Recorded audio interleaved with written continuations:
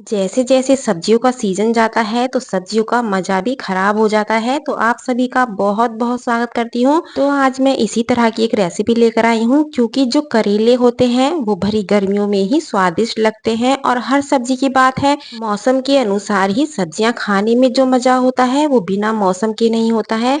तो यहाँ गर्मियां जाने से पहले घर वालों की फरमाइश थी कि एक बार करेला और बना लूं, तो मैंने सोचा ये रेसिपी आप लोगों से भी शेयर कर देती हूँ।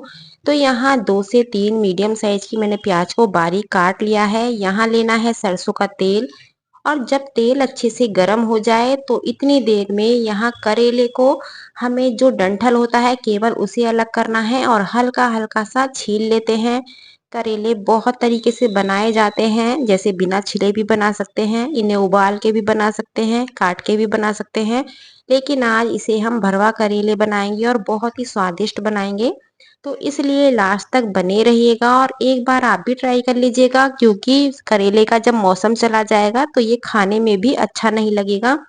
तो यहाँ तेल अच्छे से गर्म हो चुका है। यहाँ लेना है जीरा, और प्याज को सुनहरा होने तक भून लेते हैं। बहुत ज़्यादा नहीं भूनना है, बस हल्का सा सुनहरा हो जाए, इसका कच्चापन अलग हो जाए। तो करेले मैंने सारे छील लिए हैं और छीलने के बाद इसमें कट लगाएंगे, और कट लगाने के बाद इसका सारा बीज निकाल लेते हैं। इसका छिलका हमें फेंकना बिल्कुल नहीं है, और छीलने से पहले इसे बहुत अच्छे से धो लेना है और धो के कपड़े से पोंछ लेना है। तो इसका बीज मैं एक चम्मच की हेल्प से निकाल लेती हूँ।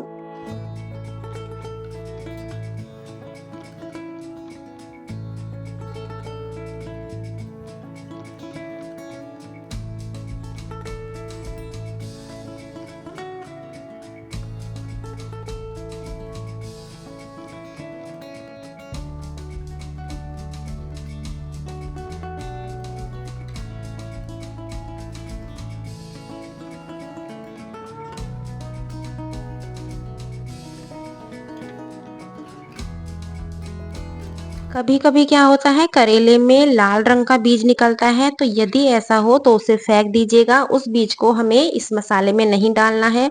तो सारे मैंने खाली कर लिए हैं, छिलके और बीज एक प्लेट में कर लिए हैं। तो यहाँ सबसे पहले कढ़ाई में इन दोनों चीजों को मिला लेते हैं, ताकि ये मंदी मंदी गैस पे आसानी से पक जाएं।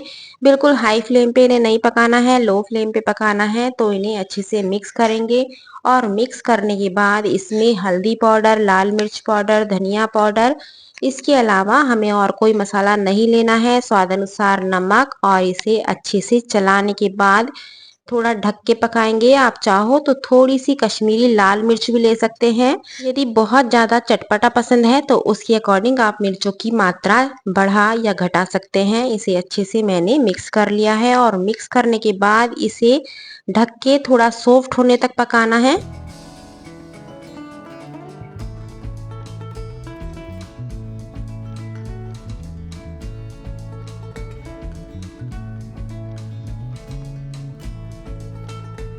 यहाँ 500 ग्राम करेला लिया है मैंने, और 2 मीडियम साइज की कच्ची आम भी ली है। इसका बीज निकाल लेते हैं, और बीज निकालने के बाद इसे कद्दूकस कर लेते हैं।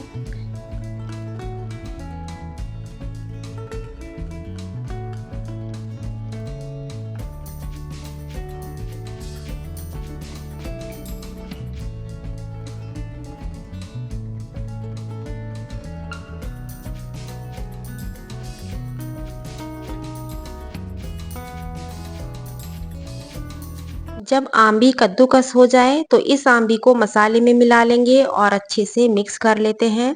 मसाला हमारा अच्छे से सॉफ्ट हो चुका है, इसे केवल हमें भूनना है।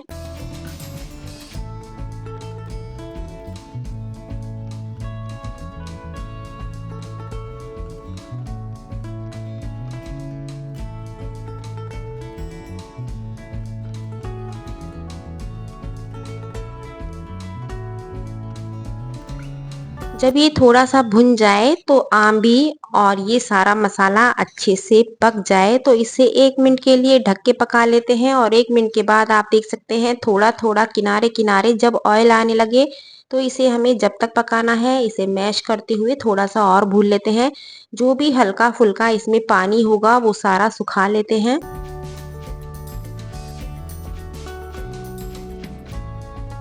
इसमें आंबी की जगह यदि आप चाहो तो इमली का गूदा भी यूज़ कर सकते हैं, अमचूर भी यूज़ कर सकते हैं। 4 से 5 बारीक कटी हुई हरी मिर्चें ली हैं और इसे किशमिश डाल के भी मसाले को तैयार कर सकते हैं। मैं अधिकतर किशमिश डाल के ही इस मसाले को तैयार करती हूँ, क्योंकि जिस टाइम हम करेले का मसाला खाते हैं तो उस टाइम खट्टा, मीठा, तीखा सारा ही स्वाद आपको करेले में मिल जाता है और कड़वाहट भी इसकी खत्म हो जाती है। तो यहाँ 20 से 25 मैंने किशमिश ली है। किशमिश आपको कब डालनी है? जब मसाला आपका अच्छे से भुन जाए। स्टार्टिंग में नहीं डालनी है, क्योंकि स्टार्टिंग में डालेंगे बहुत ज़्यादा पक जाएंगी, बिल्कुल सॉफ्ट हो जाएंगी, तो हमें सॉफ्ट नहीं करनी है। बिल्कुल लास्ट में डालिएगा और इसे मिक्स कर दीजिएगा, तो जो मसाले में गरमाई है उसी से ही ये बहुत अच्छे से फूल जाती है। इस मसाले को ठंडा कर लेते हैं, हाथ लगाने लायक इसे ठंडा कर लीजिएगा और इसे अच्छे से मसाले को इसमें भर लीजिएगा। सारे करेले बहुत अच्छे से भर जाते हैं और मसाला हमारा बच भी जाता है, कभी कम नहीं पड़ता है। तो चलिए पहले सारे भर लेते हैं।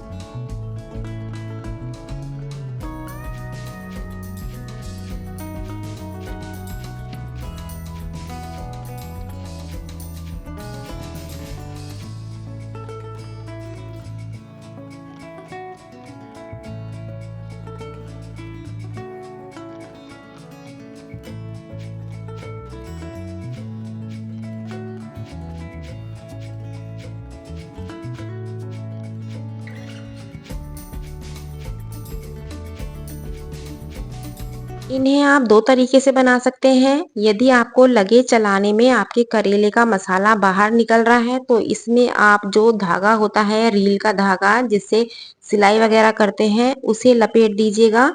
तो उसके बाद आप इसे कढ़ाई में भूनिएगा तो आपका मसाला बिल्कुल नहीं निकलेगा। जो मसाला हमारा बच गया है उसे हम साइड में रखेंगे।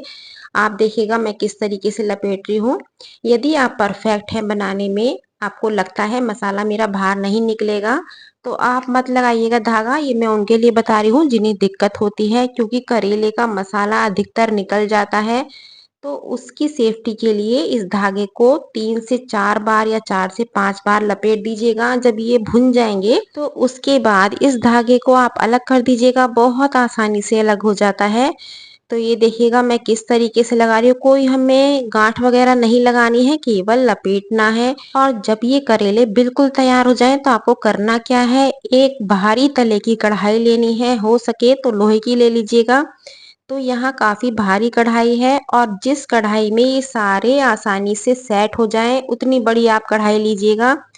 तो क्योंकि आधा किलो करेले हैं, छोटी कढ़ाई में नहीं आएंगे, तो इसलिए मैंने बड़े साइज की कढ़ाई ली है। तेल अच्छे से जब गर्म हो जाए तो तेल को करेले की हेल्प से चारों तरफ फैलाइएगा और उसके बाद सारे करेले हम सेट कर लेते हैं।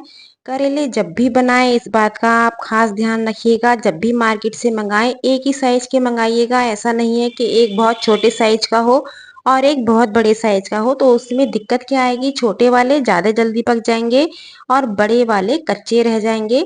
तो इस तरीके से पूरी कढ़ाई में इन्हें सेट कर दीजिएगा और ऊपर से डालना है थोड़ा सा नमक, ताकि करेला अच्छे से पक जाए, जल्दी से गल जाए। तो इसे ढक के हमें 1 मिनट के लिए पकाना है। 1 मिनट के बाद इसे चला लेते हैं। इसी तरीके से आपको 2 से 3 बार प्रोसीजर करना है, चलाते जाइएगा और 1 मिनट के लिए ढक के पकाते जाइएगा, तो करेला बहुत अच्छे से पकेगा। आप देख सकते हैं इस पे धागा लगा हुआ है, तो बिल्कुल भी चलाने में मसाला नहीं निकलेगा। यदि आप परफेक्ट हैं, आपको धागा पसंद नहीं है, तो बिना धागे के भी इसे आप बना सकते हैं। बस उसमें किस चीज़ का आपको ध्यान रखना पड़ेगा, चिमटे की हेल्प से या कलछी की हेल्प से बहुत आराम आराम से इसे कढ़ाई में पलटना होगा। तो आप देख सकते हैं करेले का कलर भी चेंज हो चुका है और अच्छे से ये पक चुके हैं। तो अब हमें करना क्या है, केवल इन्हें भूनना है, क्योंकि करेला जो हमारा पक चुका है उसके बाद इसे भूनेंगे तो ये और भी ज़्यादा स्वादिष्ट बनेगा। तो चलिए पहले इसे भून लेते हैं।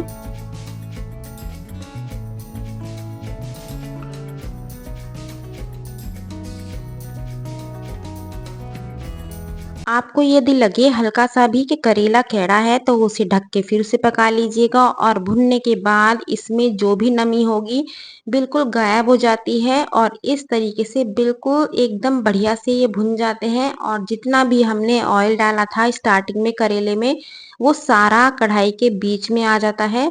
तो आपको मैं दिखाती हूँ, अभी कढ़ाई में काफी सारा ऑयल इकट्ठा हो जाता है। जिस टाइम ये भुन जाए तो उस टाइम बचे हुए मसाले को भी यहाँ ऐड कर लेते हैं, क्योंकि स्टार्टिंग में यदि मसाला डालेंगे तो सारा जल जाएगा, इसलिए बिल्कुल लास्ट में जब करेला आपका अच्छे से भुन जाए तभी इस मसाले को इसमें मिलाइएगा और इस तरीके से अलट पलट करके इसे थोड़ा सा और भून लीजिएगा।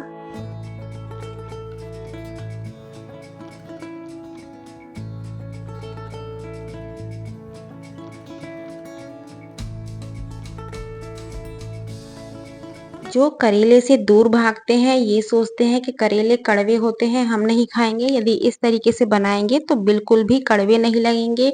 हल्के-फुल्के तो जो उसमें कड़वाहट होती है, जो उसका स्वभाव होता है, वो तो हल्का-सा रहेगा ही, लेकिन खाने में इतने गज़ब के होते हैं, बहुत ही गज़ब के होते हैं। यदि आपने किसी दिन सब्ज़ी नहीं भी बनाई है, तो इसके साथ आप पानी के हाथ की रोटी या बिल्कुल खस्ता आज पराठा बनाइएगा तो दोनों से बहुत गजब के ये करेले बन के तैयार होते हैं।